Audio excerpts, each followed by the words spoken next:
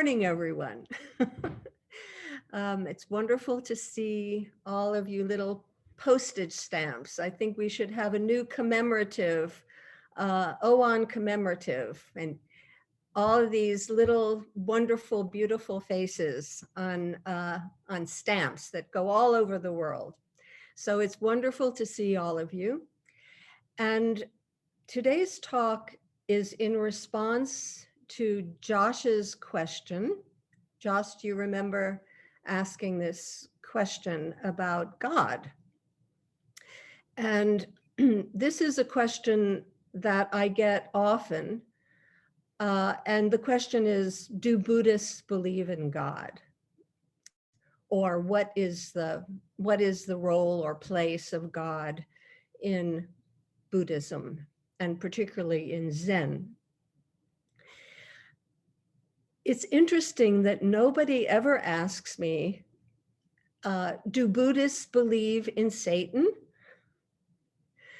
Nobody ever asks me, do Buddhists believe in Santa Claus? Nobody asks me if Buddhists believe in unicorns or in fairies. But often I get the question, do Buddhists believe in God? So that's a very compelling, seems to be a very compelling issue for many people.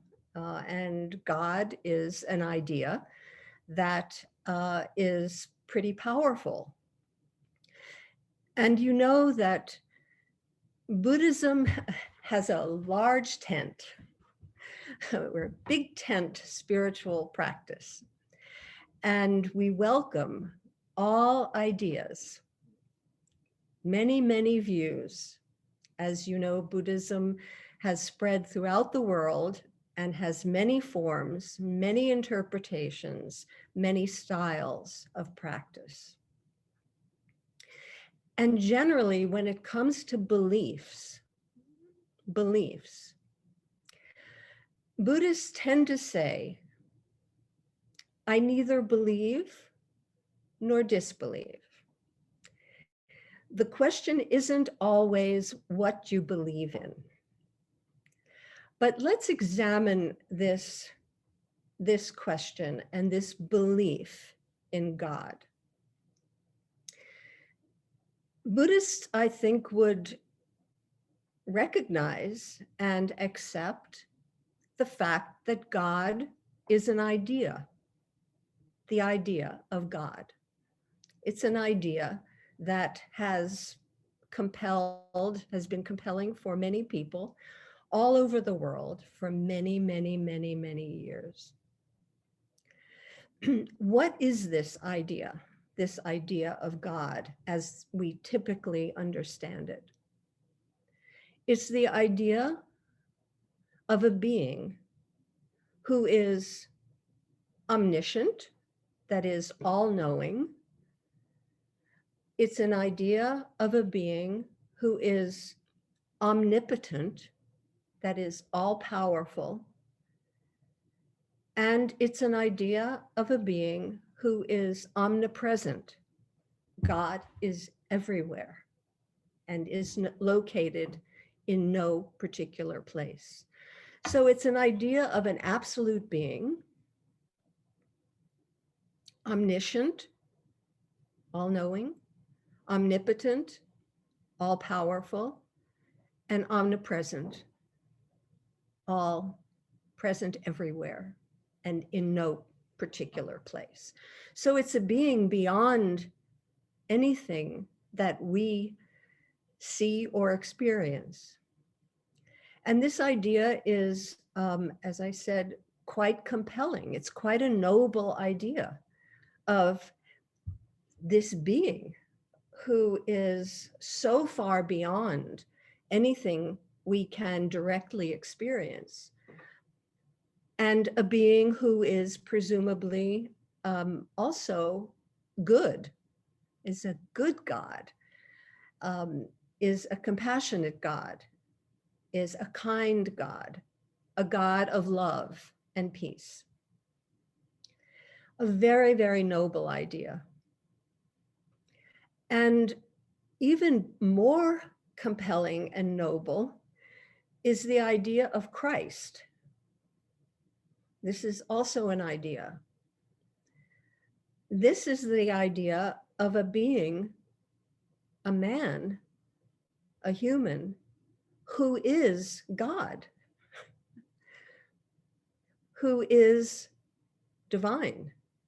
So not only do we have a being in God who is beyond anything that we experience in this world,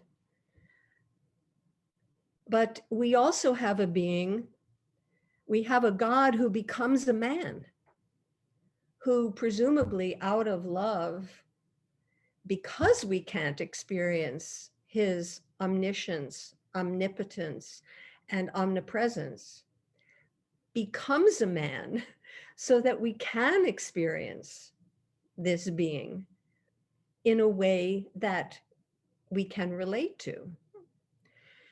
But this idea of Christ is a very strange and almost absurd idea, that God can become a man.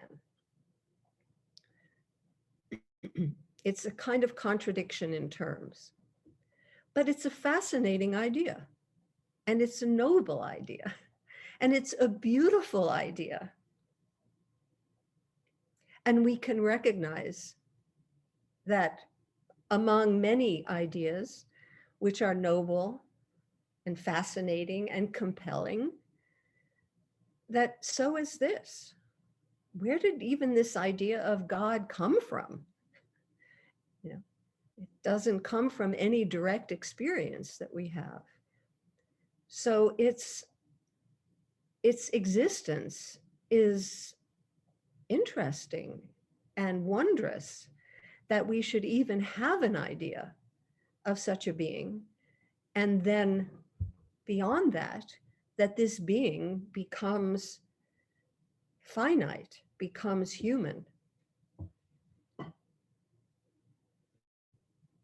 So I suspect that as Buddhists, we can acknowledge this idea and find it quite fascinating. But then there's another step to this, the presence of this idea. And because this idea is so beyond our reach as humans in terms of our direct experience, it requires faith to believe in it. So we can have an idea and we can say, well, that's just an idea, like having an idea of a unicorn. But to believe in unicorns is, we might say, a next step, that going from this being an idea to being a reality. The idea is real, but is the being real? So same with Santa Claus. We can say, this is a wonderful idea. It's very compelling and beautiful, and we adopt it for certain purposes, but does this being actually exist? And do we believe in the reality beyond the idea? Do we believe in the reality of this being? So generally, we say that in order to believe in this incomprehensible, almost contradictory being that we've never experienced directly, because it's generally thought to be impossible to experience the absolute if we are not absolute ourselves, then we require faith. And faith is precisely that act of believing in something, even though there is no direct evidence of it. Not only is there no direct evidence, but there's an absence of evidence. So its faith is in spite of the absence of evidence, and maybe even because of the absence of evidence, that faith is required. So as from a Buddhist point of view, this act of faith needs to be examined, because sometimes such a belief can become blind, can become what we call a fixed idea, and can lead to fixed views, can lead to a kind of fundamentalism where one is so attached to an idea that it becomes an absolute truth. And there's no room for what I call a provisional attitude, which is, from a Zen point of view, the most helpful, healthy, and skillful way to approach ideas. That is, that they are provisional. And when the idea of God is not the issue. God is not the issue. It's the attachment to the idea. It's the blindness of faith that is the problem from a Buddhist point of view. So as we investigate this idea and how compelling it is for so many people, we ask, what is it that the belief in this idea, the belief of the truth of the being of this idea, how is it helpful? What does it do for us? And I suppose we could say, among other things, it helps us explain things that we can't explain. We can always say, God knows. We can't explain the loss of a loved one. We can't explain the violence in the world. We can't explain the degradation of the earth. We can't explain why even we're here. So we believe that there is a being who knows, who understands, who knows why all of these things are happening. And it provides us with some kind of answer to our ignorance, some kind of answer. And it's also comforting. And you can feel that when people are suffering and they're in distress and they turn to God to comfort, to be a comfort, this absolute being, this almost father figure who provides comfort in a time of need. And there's also a sense of having a being who protects us, who keeps us safe. Because we often have, when we are practicing Zen, we come head first into the insight of groundlessness, of impermanence, of coming and going, birth and death. and that there's nothing to hold on to. And so that's scary. And so God protects us. He comforts us, he protects us, he keeps us safe. He explains the things we can't explain. And usually it's a he, but but you can examine that too. When we can't examine all of the different dimensions of this belief. So you can see how such a belief, such a faith in a being is useful, is helpful. And so it has some virtues, some advantages. We can ask, for example, is a belief in God a kind of ultimate expression of selflessness? That is, that we surrender, we see ourselves as a part of a much greater being, that we're not so self-involved, that we can imagine, that we can believe that there is something so much greater than we are.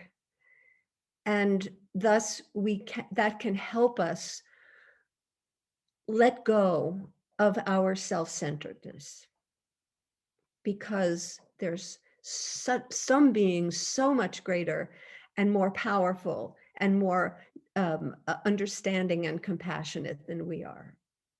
So it might be that our longing to lose ourselves, to let go of ourselves, to let go of this small self-centeredness, expresses itself in a belief in something so far beyond us. So it could be an expression of that longing for something beyond the small self. Or it could be the ultimate expression of self-centeredness.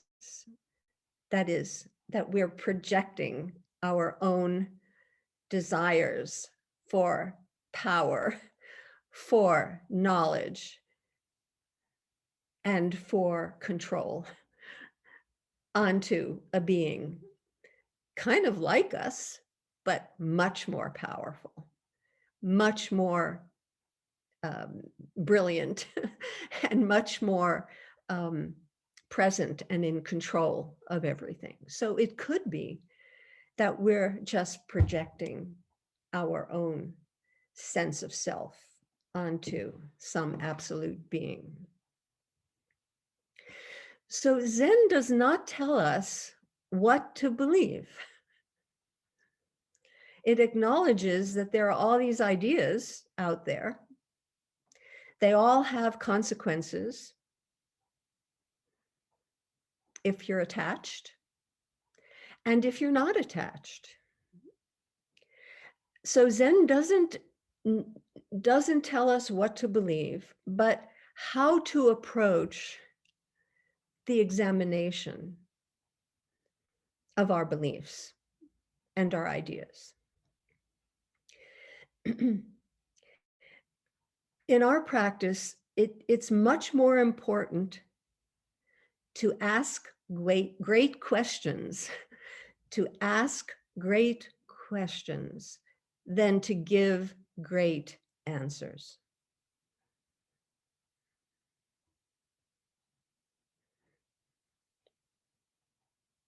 Buddha, when he awakened, did not present us with answers. He called his teaching a path. It wasn't Buddhism. Buddha didn't present us with Buddhism, with a series of beliefs and principles and, things that we had to believe in. It wasn't a system. It wasn't they weren't answers. They weren't answers to all of our questions. They were a path to awakening. So this path is sometimes called Marga, M-A-R-G-A. This is what Buddha offered us. And this path is much more about how we practice than what we believe.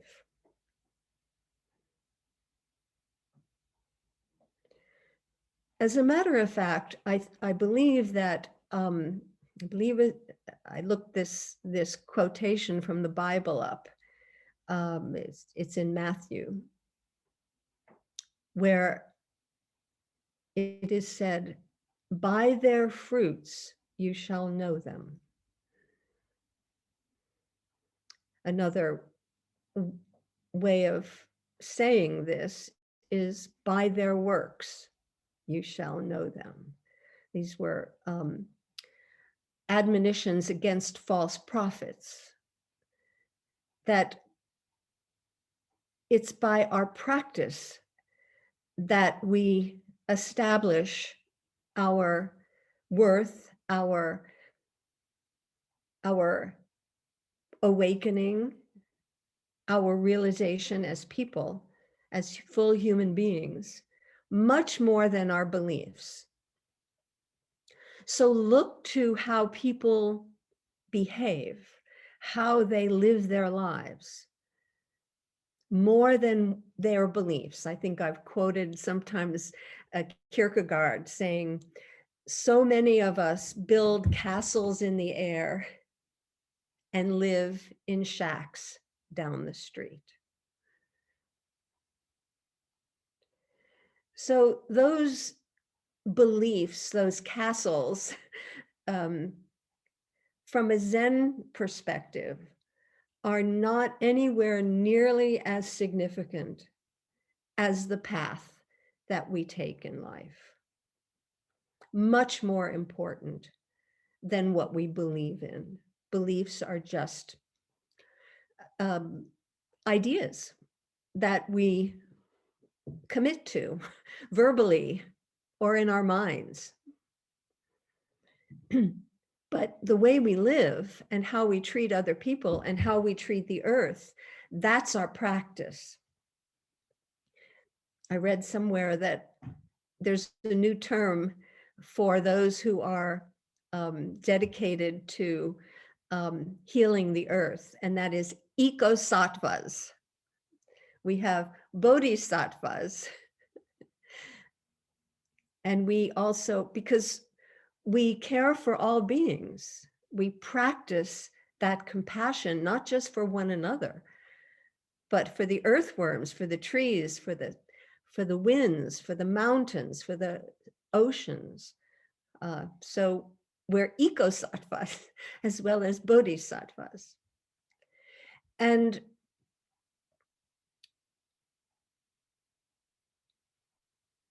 when Buddha was awakened, he was challenged by an incarnation of temptation and doubt about his awakening. And he was challenged to have someone have a witness to his awakening. And what he did was take his right hand and place it down on the earth. He didn't appeal to some transcendent being. Oh, God sent these tablets, or God sent Christ to affirm our existence, to affirm the truth of life. No, Buddha did not appeal to any transcendent being, but placed his hand down on the earth as his witness. Again, this is not to affirm or deny the existence of transcendent being. It's simply that this was Buddha's action to affirm his full realization.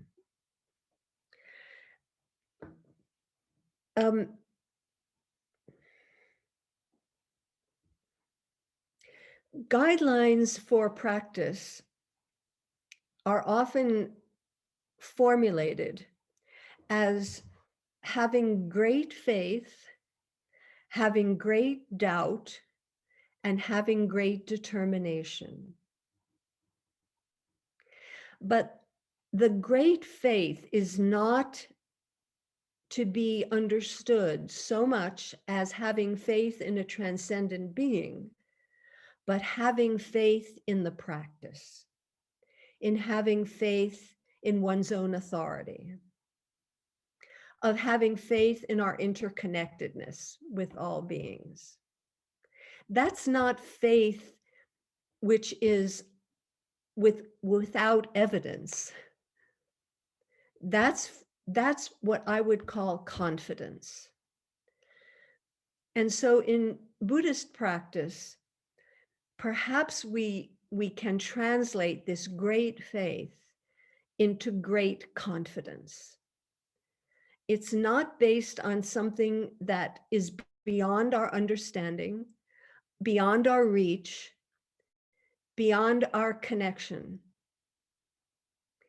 Buddha never presented anything that could not be experienced by human beings, that wasn't within our power.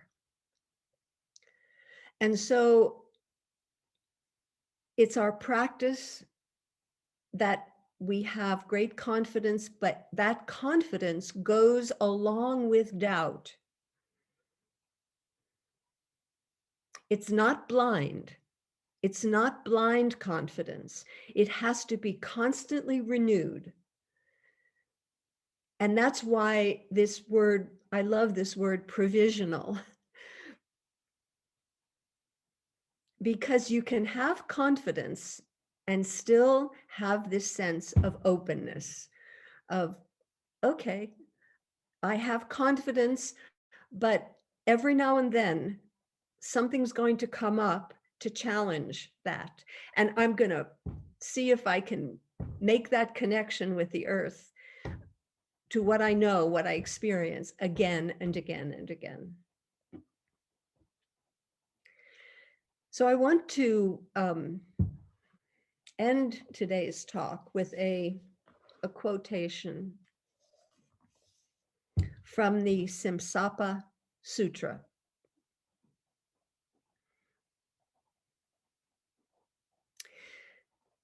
The Blessed One took up a few Simsapa leaves in his hands and addressed the monks who were gathered in the forest. Monks, he said, which is more numerous? These few leaves that I have taken up in my hand, or those in the grove overhead? Venerable Sir, the leaves that the Blessed One has taken up in his hand are few, but those in the grove overhead are numerous. So too, monks, the things I have directly known, but have not taught you, are numerous, while the things I have taught you are few. And why, monks, have I not taught you those many things? Because they are without benefit, irrelevant to the fundamentals of spiritual life. So there are many, many ideas, many, many teachings, but only a few are of benefit. And those are the teachings, those practices,